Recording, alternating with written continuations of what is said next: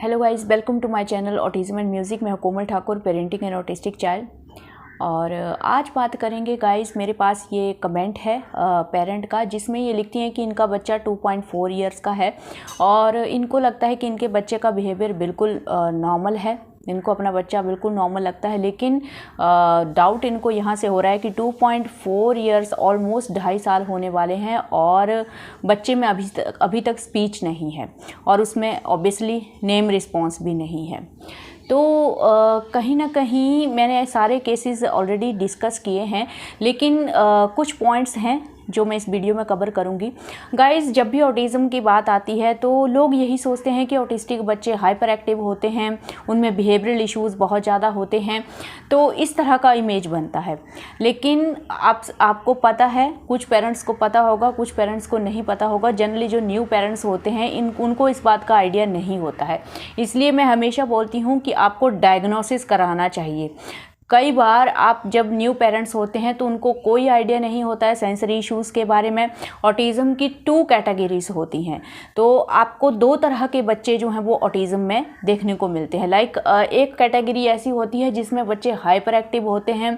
Hyper active हैं तो definitely वो सब कुछ डिस्टर्ब करेंगे, हर जगह पे डिस्टर्ब करेंगे, तो बिहेवियरल इश्यूज़ उनमें दिखेंगे ही और उसकी वजह से वो कंसंट्रेट नहीं कर पाते हैं, तो टाइम से वो माइलस्टोन अचीव नहीं करते हैं, जैसे लैंग्वेज, कम्युनिकेशन, सोशलाइजेशन, तो उस वजह से उनमें प्रॉब्लम आती है। इस कैटेगरी का सबको पता है, जनरली इसी से ऑटिज़म को रिलेट किया जाता है। लेकिन एक दूसरी कैटेगरी भी होती है जिसमें बच्चे ज़्यादा एक्टिव नहीं होते हैं, बच्चे शांत ही रहते हैं, लेकिन उनमें लॉस्टिंग बहुत ज़्यादा होती है। तो ये वाली कैटेगरी में काफ़ी ज़्यादा कन्फ्यूज़न होता है। तो इस तरह की जब कैटेगरी है, आपको लग रहा है कि मेरा बच्चा ज़्यादा हाइपर एक्टिव भी नहीं है, उसका बिहेवियरल नॉर्मल लग रहा है, तो उस केस में भी आपको सेंसरी इश्यूज़ को चेक करना है। अब आपको पता है कि जो हमारे सेंसरी इश्यूज़ होते हैं उनमें भी 2 तरह की कैटेगरी होती है, जिसमें बच्चे या तो ओवर सेंसिटिव होते हैं या अंडर सेंसिटिव होते हैं। जो ओवर सेंसिटिव वाले बच्चे हैं वो हर चीज़ से डरते हैं, नॉइज़ से डरते हैं, स्टेयर्स से चढ़ने में उनको डर लगेगा, किसी चीज़ को टच करने में डर लगेगा, या फिर किसी च्यूइंग में उनको प्रॉब्लम आती है, या फिर किसी टेक्सचर से वो डरते हैं, हेयर कटिंग से डरते हैं। तो इस तरह की कैटेगरी होती है। और जो अंडर सेंसिटिव होते हैं मीन्स वो ज़्यादा से ज़्यादा सेंसरी डाइट सीख करने की कोशिश करते हैं, ज़्यादा से ज़्यादा नॉइज़ करना है उनको, हर चीज़ को टच करना है, हर वक्त मुंह में कुछ ना कुछ डाल के रखना है। तो इस तरह का आपको बिहेवियर दिखता है, तो यहीं से ये डिसाइड होता है।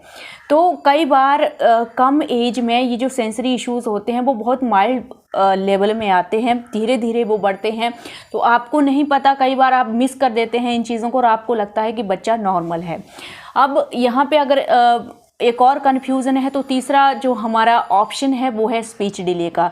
और स्पीच डिले में मैंने आप लोगों के साथ ऑलरेडी डिस्कस किया है कि स्पीच डिले में ओनली स्पीच में प्रॉब्लम होती है बच्चे को, जिसका मैंने प्रैक्टिकल एग्जांपल देखा है अपने सामने, और एक वीडियो मैंने आप लोगों के साथ शेयर किया था जहाँ पे बच्चे को और कोई प्रॉब्लम नहीं होती है, बच्चा सब कुछ समझता है। कहीं ना कहीं वहाँ पे भी थोड़ा नेम रिस्पॉन्स और जो आई कॉन्टैक्ट होता है वो वीक होता है, क्योंकि स्पीच इतनी ज़्यादा नहीं होती ही नहीं है स्पीच डिले में भी।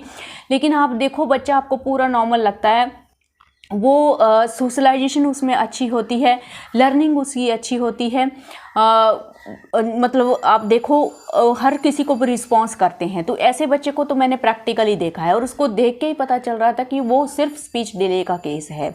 तो ये चीज़ आप समझो कि आप अगर ये सोच रहे हो कि मेरा बच्चा नॉर्मल मुझे लग रहा है, ओनली स्पीच में ही प्रॉब्लम है, तो ये साइन का चेक करना है आपने। तो आपने 2 ऑप्शंस के लिए आप लोगों को अपने बच्चे को चेक करना है, एक स्पीच डिले के लिए चेक करना है और एक जो ओवर सेंसिटिव कैटेगरी है हमारे ऑटिस्टिक बच्चों की, उसके लिए चेक करना है।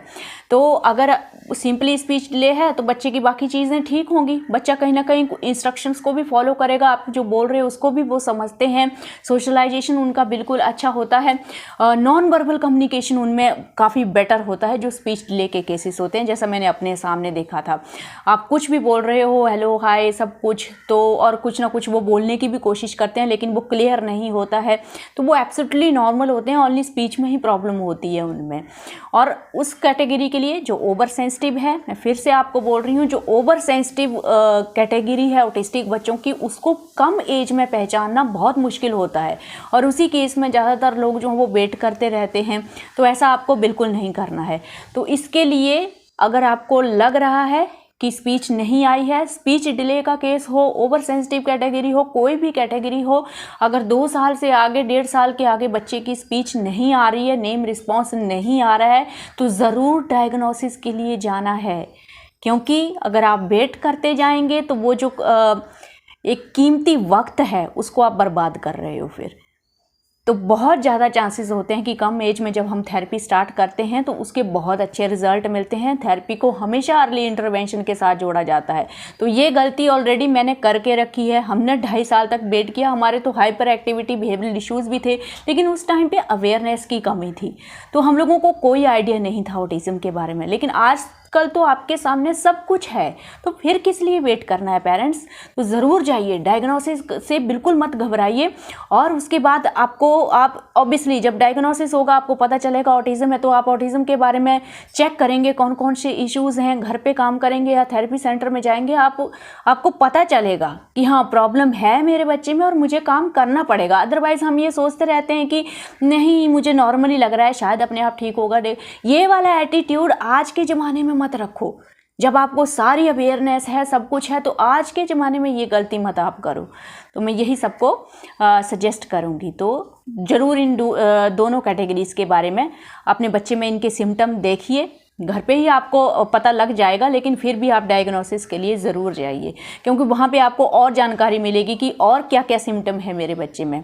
क्योंकि अगर मैं आपको बता रही हूँ तो डेफिनेटली मैंने आपके बच्चे को पूरी तरह से नहीं देखा है, और ना ही आप 5 लाइन के कमेंट में पूरी तरह से अपने बच्चे को डिस्क्राइब कर सकते हैं। तो जब आप साइकेट्रिस्ट के पास जाएंगे, न्यूरोलॉजिस्ट के पास जाएंगे, तो वो आपके बच्चे को सामने देखेंगे।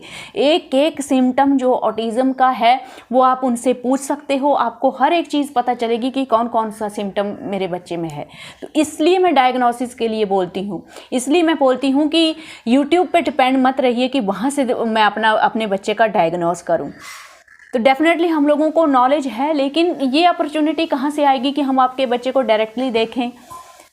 तो इस चीज़ से बचने के लिए ये यूट्यूब का सीधा मकसद है आपको अवेयर करना कि हाँ ये जो सिम्टम्स हैं ये डायरेक्शन में जा रहे हैं। कन्फर्म आपको हमेशा डायग्नोसिस से ही करना है। सो इस वीडियो को यहीं पे एंड करेंगे। और जो मैंने आप लोगों को अपडेट दिया था, जो स्टॉक पे जो इनविटेशन आया था, मे बी इसी वीक में हम लोग जाएंगे वहाँ पे शूट करने के लिए। सो देखते हैं क्या होता है। सो इस वीडियो को यहीं पे एंड करते हैं। Thank you for watching this video.